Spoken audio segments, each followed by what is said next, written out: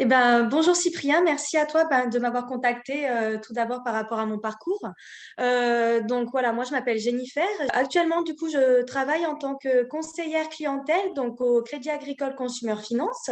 Par rapport à mon parcours, moi j'ai fait un BTS MUC en alternance en tant que chargée de clientèle, entre parenthèses, conseillère clientèle à Orange, du coup dans le télécom à l'époque. Après mon BTS, en fait, j'ai continué mes études une petite année en licence banque assurance finance pour me professionnaliser en fait dans tout ce qui est ma banque. C'était un secteur du coup qui m'intéressait vachement. Et en fait, dès que mes études se sont terminées du coup l'année d'après, donc c'était aussi en alternance au sein du groupe Crédit Agricole, mais LCL. J'ai vu du coup sur une plateforme de recrutement l'annonce pour mon poste actuel et du coup, j'ai été recrutée par rapport à ça. Donc voilà où j'en suis aujourd'hui. Tu m'as parlé du Crédit Agricole Consumer Finance. Tu peux me parler justement, me décrire un peu une journée type, tes missions, comment ça se passe en fait, vraiment tout ce que tu vas faire en tant que conseillère clientèle dans ce métier-là. Oui, alors en fait, nous, on a plusieurs journées types. On va parler plutôt de la traditionnelle. Donc, en fait, en général, nous, on prend beaucoup de phoning. Je suis spécialisée dans tout ce qui est crédit à la conso. Ça se fait vraiment par téléphone. Bon, après, en agence, on peut avoir des clients. Mais du coup, nous, en fait, la journée type, c'est prise de téléphone pendant, par exemple, une plage d'une heure et demie. Ensuite, pendant une autre plage, du coup, en fait, on décide ce qu'on fait sur notre planning. Généralement, on peut étudier nos dossiers, les financer parce que du coup, en fait, on finance nos propres dossiers aussi. On peut reprendre aussi tout ce qui a été souscription sur le web. Parce que du coup, en fait, notre plateforme est sur le web aussi pour les souscriptions de crédit. Donc après aussi, nous, on peut faire du démarchage par rapport aux clients qui font par exemple des simulations sur le web, du emailing aussi. On fait beaucoup d'emailing. Donc ça, c'est nos journées type. Après, il y a des journées où on doit s'occuper de la boîte mail de l'agence entière.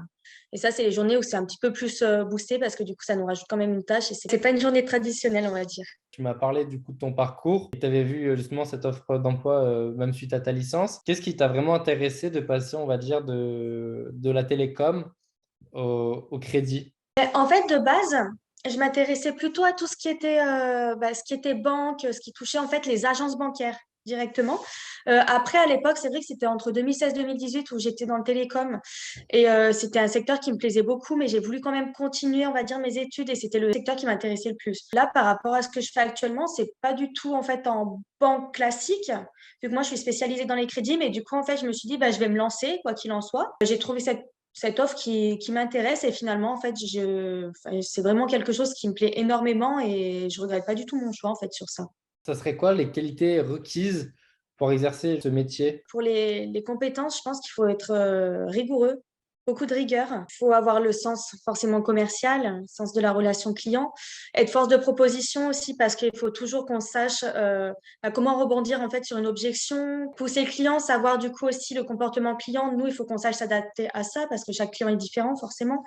Donc ça, c'est une compétence du coup qui n'est pas innée, hein, clairement, ça s'apprend sur le terrain. Je dirais qu'il faut avoir quand même une certaine posture. Tout ce qui concerne en fait les relations clients, il faut quand même avoir la posture professionnelle, voilà, ce qui n'est pas donné non plus. Donc voilà, je dirais que c'est ça les principales caractéristiques. Et je vais justement rebondir sur ça, puisque si j'ai voulu aussi t'interviewer, c'était aussi pour parler un peu de moi. Et en fait, le métier de conseiller bancaire m'intéresse. Et donc, je voulais aussi avoir ton ressenti. Et dans l'émission que tu m'as expliqué, ben, c'est vrai que moi, ça m'intéresse toujours. Et je voulais savoir, puisque moi, je suis en formation de communication, et lors de mon BTS en communication, donc qui était sur mes 2 ans passés, j'ai déjà eu des missions de relations clients où on devait aussi des réfutations plutôt pour répondre aux objections. On a quand même eu des formations sur ça, mais le gros de ma formation, c'était vraiment sur la communication. Si jamais je souhaite postuler dans ton agence ou de manière générale dans une banque, à ton avis, c'est toujours important de mettre ces expériences-là que j'ai eues, même si ce n'était pas dans le cœur de ma formation, histoire de montrer quand même que je me suis intéressé, que j'ai des compétences et que j'ai tout de même l'aspect relationnel que je pourrais développer. Comme toi, tu l'as dit en interne, c'est pas inné, mais ça s'apprend sur le terrain. C'est intéressant de montrer sur mon CV ou ma lettre de motivation que j'ai ces expériences-là, mais que j'ai également hâte d'approfondir justement ces compétences. Clairement, je pense que oui, parce que quoi qu'il en soit, les recruteurs, forcément, ils vont rechercher des compétences. Après, ça reste des personnes aussi qui sont passées par là, faut pas l'oublier, des personnes qui sont humaines et qui savent très bien qu'en fait, on va rentrer sur le terrain sans avoir forcément toutes les compétences qu'ils recherchent de base.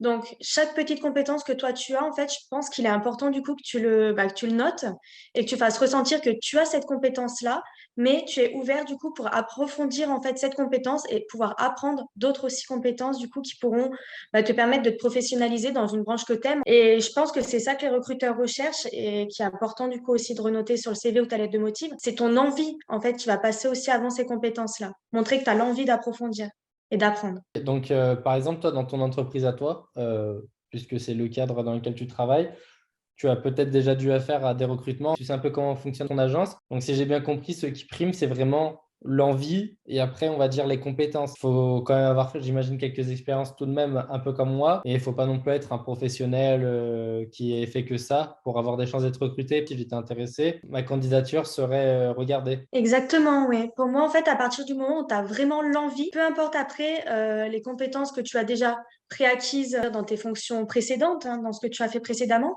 le recruteur va vraiment en fait regarder l'envie. Après ça, je parle aussi en connaissance de cause. Dans mon agence, tous les CV, lettres de motivation, on les traite, on les regarde. Parfois, on peut en faire même avec nos responsables. Vraiment, ce qui va primer, ce n'est pas par exemple les 5 ans d'expérience que la personne va avoir. Peu importe, 5 ans ou zéro, ça va être vraiment la personne qui a envie en fait, de montrer qu'il veut réussir et c'est super important, on va dire, dans le commerce. Ça me rassure, entre guillemets. Là, je suis en communication, je compte quand même y rester encore un petit peu de temps. Mais si je souhaite au moins me réorienter dans ce domaine-là, je sais que les portes ne seront pas fermées. Et du coup, c'est l'avantage pour moi. Et justement, on va pouvoir conclure sur ça.